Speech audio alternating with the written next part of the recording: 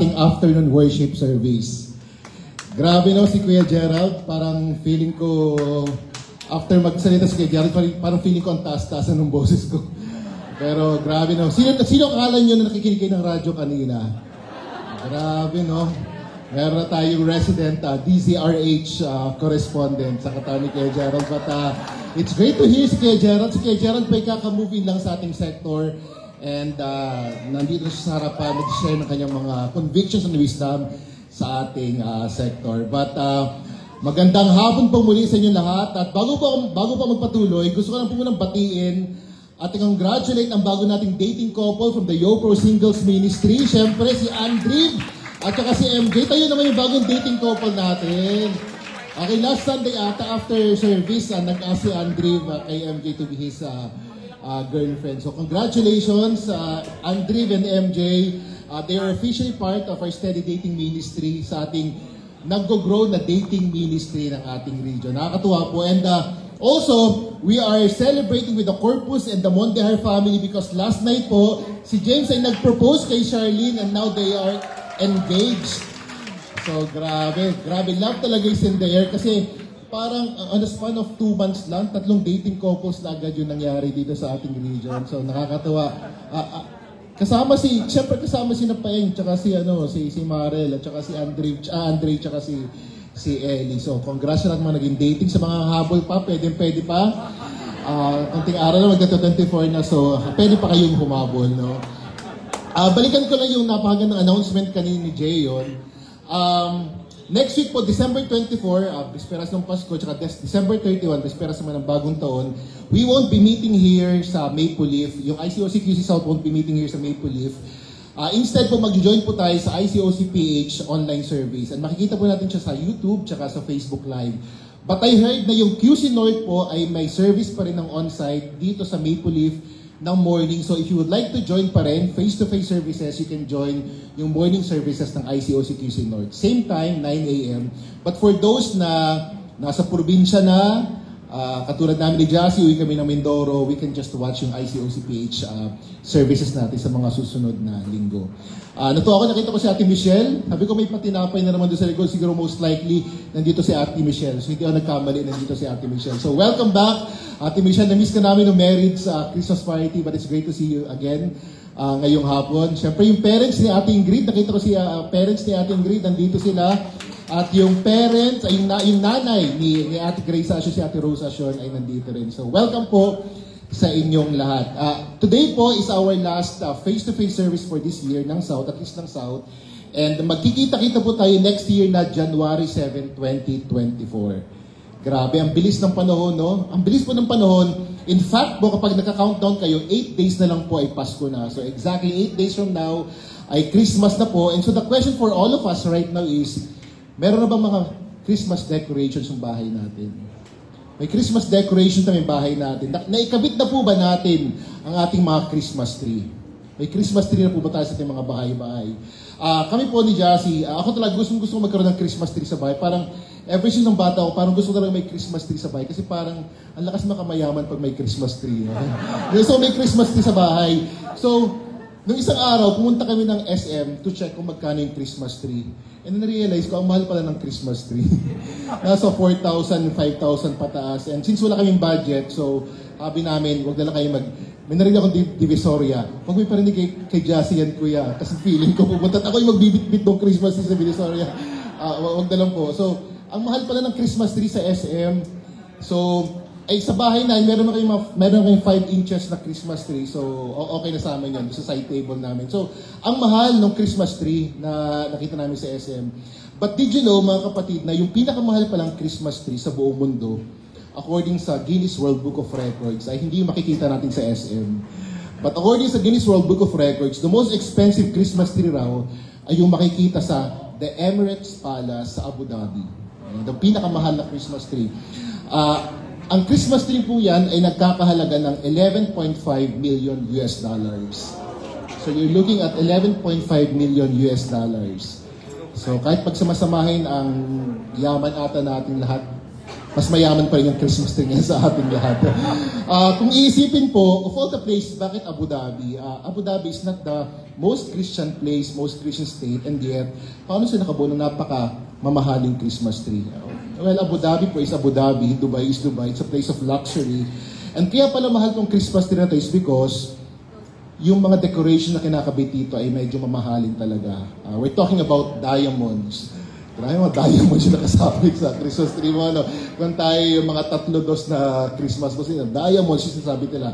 May gold, may pearl, may sapphire, may emerald. So may mga nakasabit rin daw dyan ng mga mamahaling mga relo at mga bracelet. So just imagine ng ganyang Christmas nakasabit ay mga mamahaling mga ornaments. And ito nga nagkakahalaga siya ng $11.5 billion at kinumpit ko kasi laki nito nagkakahalaga siya ng 636,758,000 kapag kinonvert natin sa peso. Ganyan kamahal yung Christmas tree niya. So hiyang-hiya yung 4,000 na Christmas tree na nakita ko sa SM with the worth of this Christmas tree.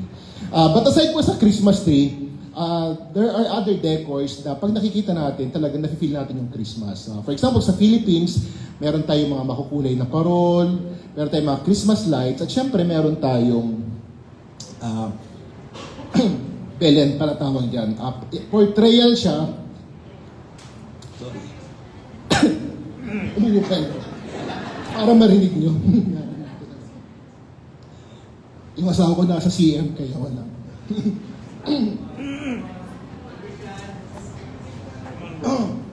So, isa pa sa pinakasikat na ornament is yung portrayal nga ng pagsila ni Jesus or the nativity scene na reason ko nalaman na Belen pala yung tawag dyan sa display na yan. And usually yung Belen, the main characters there ay syempre si baby Jesus, si Joseph, si Mary, may mga pastol, may mga hayop on the side, tapos may 3 hari pa na doon sa dating natin na church, may pangalan yung hari na yan, si Melchor, si Gaspar, at si Baltasar, may pangalan niyang mga haring yan.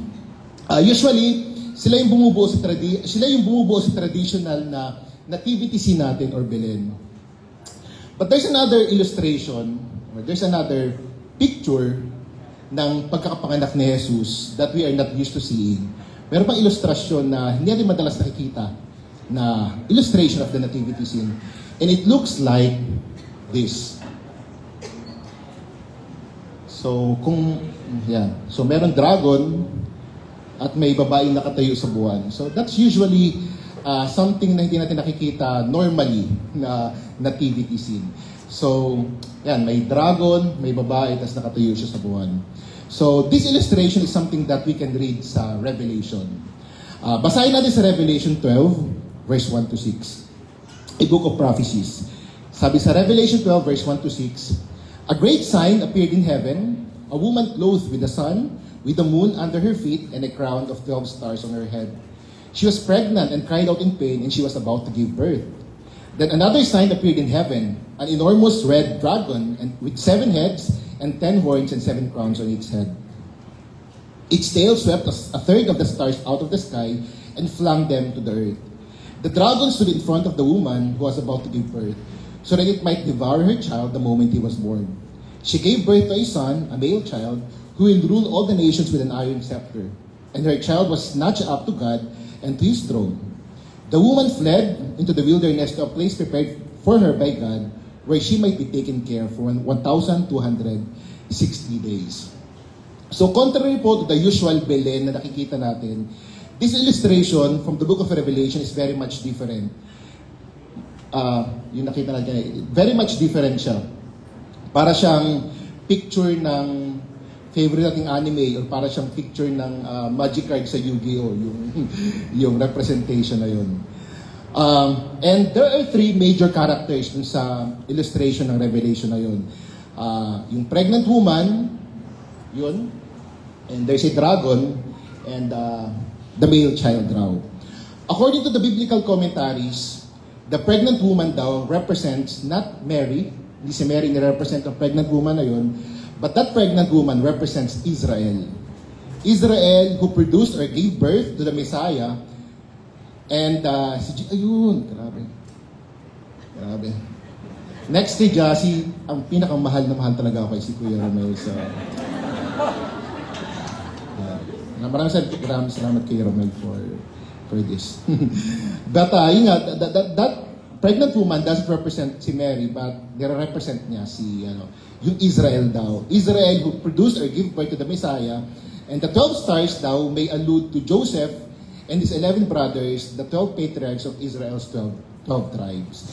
And we could go on to the details, pero hindi ako teacher, so next year po meron tayong APLA about Revelation, so you can probably attend that and ask these questions sa kina Marong Ron at saka kay Romel. But the child raw represents none other than Jesus. And then may binanggit dito na enormous red dragon with 7 heads and 10 horns and 7 crowns on its head. And this dragon daw represents none other than the devil who is doing everything to prevent the coming or birth of Jesus. Ginagawa talaga ng devil yung lahat ng mga kaya niya para ma-prevent yung pagdating ni Jesus. At kung isipin natin, the devil did his best to prevent Jesus' coming. So kung maalala natin, nung mga anak si Mary, wala rin siyang halos makitang para manganak. So sa manger na lang siya nanganak. And nung nanganak na si Mary, Herod was threatened. So pinapatay niya lahat ng mga bata during that time in the hope of killing Jesus. So saktong-sakting representasyon ng Revelation sa pagkapanganak o pagdating ni Jesus sa mundo. Ito pa yung kwento ng nativity scene o na version ng Revelation. Ibang-iba siya sa representasyon ng traditional na Belen na ating nakikita.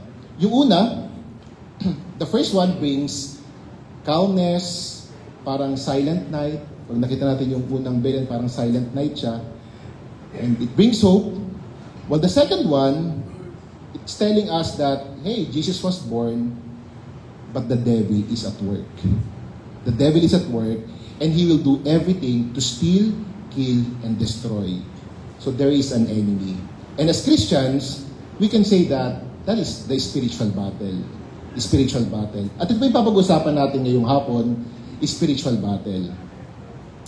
I thought of sharing this lesson because I know this Christmas holiday, this Christmas break, this is something na I think kailangan natin paghandaan.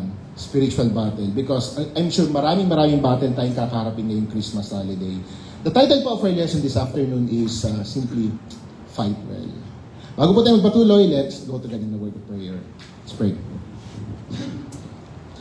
Panginoon, maraming salamat sa hapon na to na magkakasama kami para purihin ka, makinig ng iyong mensahe, Panginoon, at mas mapalapit sa inyo, mas makilala ka, at mag-grow po yung relasyon namin bilang simbahan. Maraming salamat that you're giving us unlimited opportunities, Father God, para mas mag-grow po yung relasyon namin sa inyo, Panginoon. And coming here dito sa aming worship place, probably iba-iba po yung estado ng puso namin ng mga bata. One thing is in common, Father. You love us so much, and you're waiting for us, and we're grateful for this opportunity, Panginoon. Be with us, be with me as I share your lesson, Father God. I pray na mas maintindihan po kayo ng mga tao, including me, Father.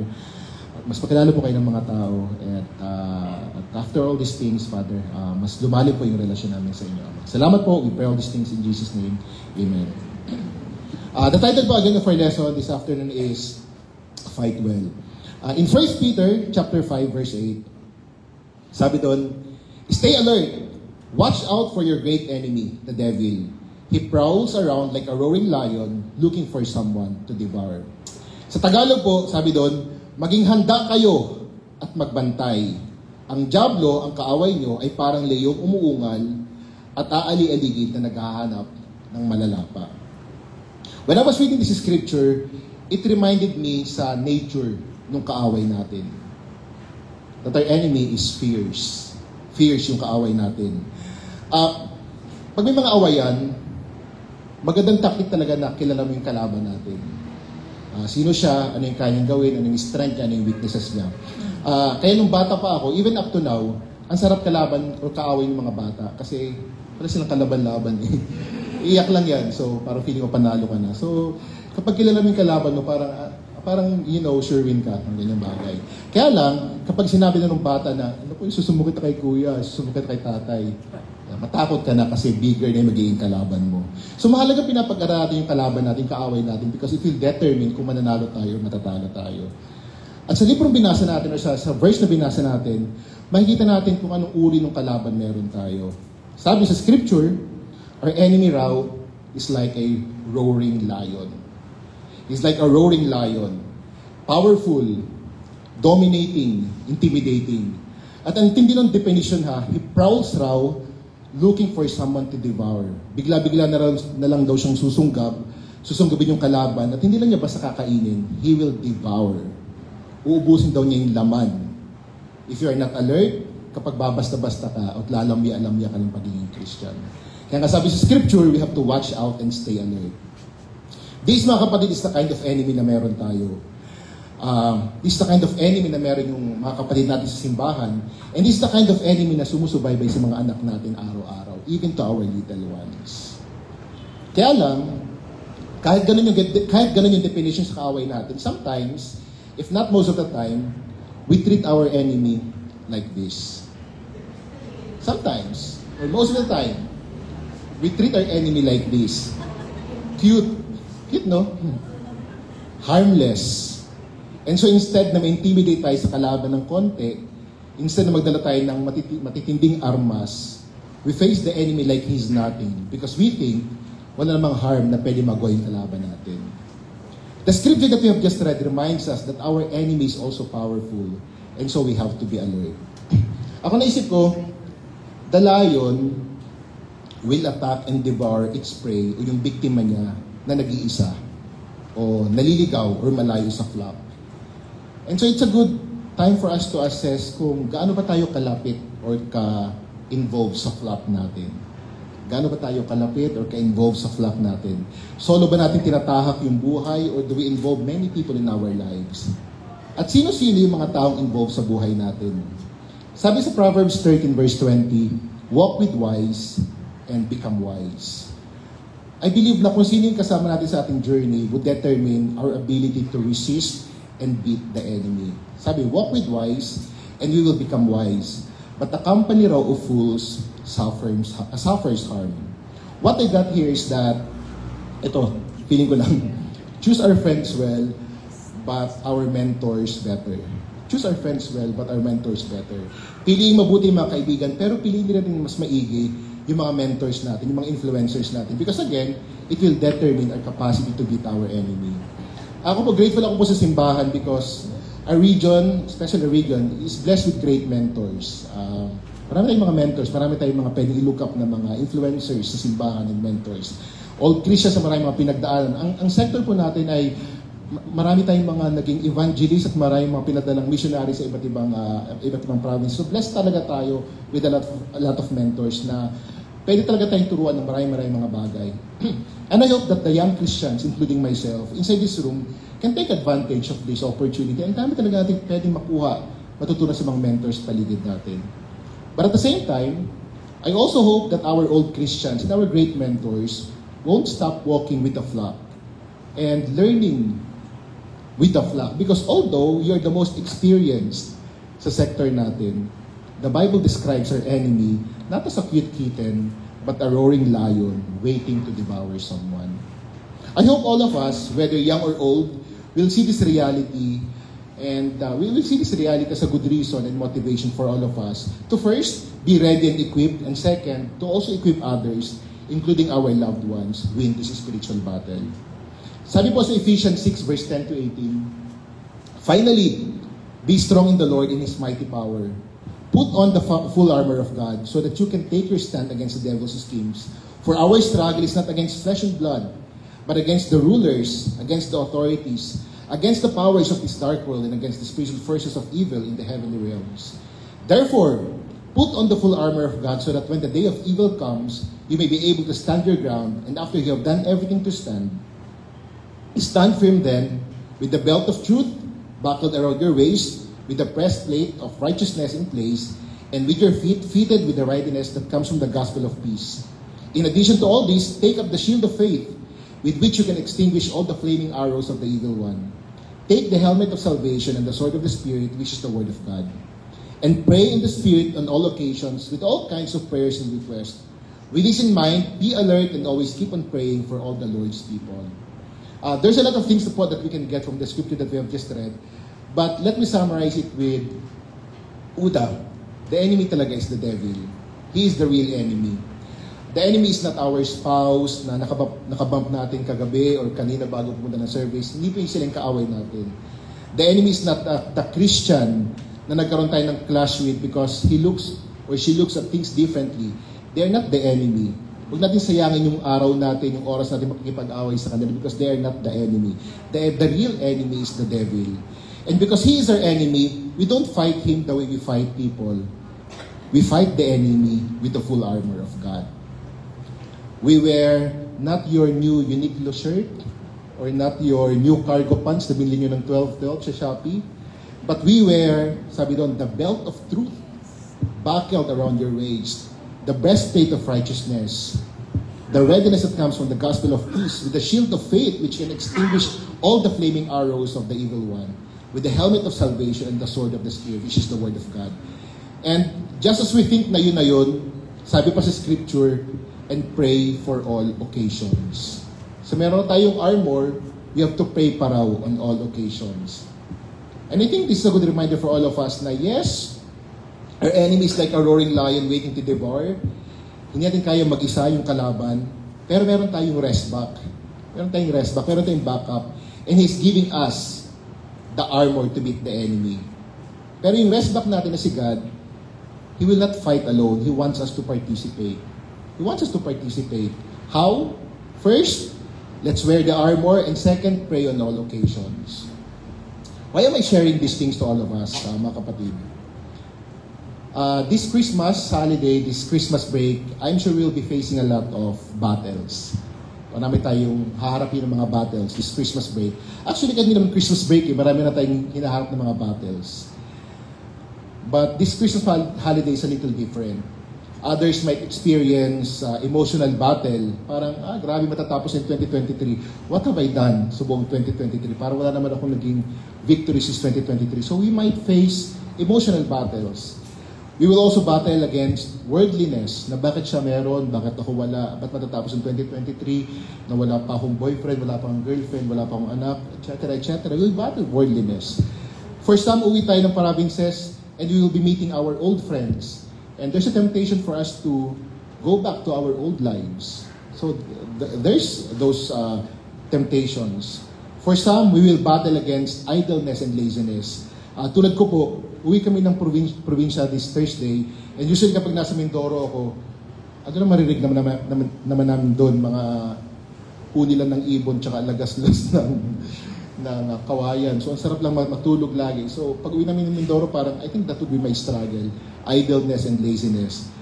Pero, itong week lang to, I made a decision na pag uwi ko ng Mindoro, I will make time to schedule a Bible study with my parents. Kasi yung parents ko po, natapos na sila ng sing study, pero mga 2 years ago pa yun. So, I thought of balikan yung study niyo. So, matutulog pa rin ako syempre, pero but I will make sure that hindi ako uwi ng Manila na hindi ako nakapag-share ng Bible study with my parents. So marami tayong kakaharaping battles this Christmas holiday. And I don't know what battles you will be facing this Christmas holiday. But I hope that, just like what the scripture said kanina, that we will all make a decision to wear that full armor of God. And we will choose to pray on all occasions. Sa akin po, pagtatapos, mga kapatid, there's a spiritual battle, mga kapatid. There's a spiritual battle. And medyo intimidating rin yung kalaban natin. Our Lord Jesus Himself experienced it. But He won. Nanalo si Jesus. Walang nagawa sa kanyang kalaban because He is prepared. Prepared po yung Diyos natin. And I hope ito rin yung maging goal natin every time we face our battles. So that as one church, as one sector, as one region, and individually, we will face the year 2024 prepared, equipped, and not intimidated sa kalaban natin. Mga kapatid, there's a battle, and I hope we will all fight well. Maraming salamat po sa pakikinig, and to God be the glory. Thank you po.